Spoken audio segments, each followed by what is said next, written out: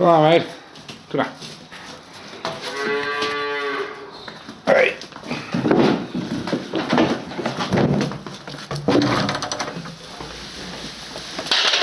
Het gekke is dat ze achteruit beter loopt naar vooruit.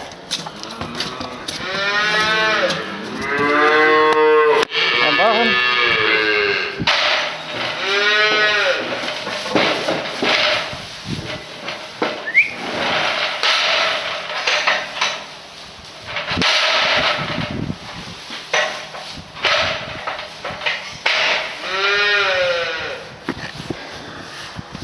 Nou ja, dan heb ik dus hem twee hokken in hem leeggehaald. En dan heb ik kalfjes omgeruild. Je kunt wel zien, de kalfjes kun je wel zien, zijn wat smerig. Dus het was ook hoog tijd. De grens,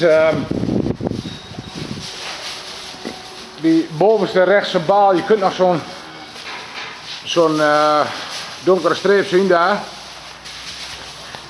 Oh, maar jullie bijna gevallen.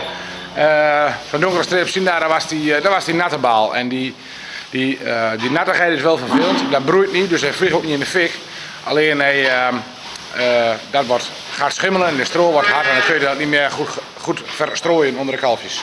Nou ja, dus dat was voor vandaag. Vond je dat leuk? Dan like, reageer en abonneer voor meer. Volg me ook op Facebook en Instagram. Bedankt voor het kijken.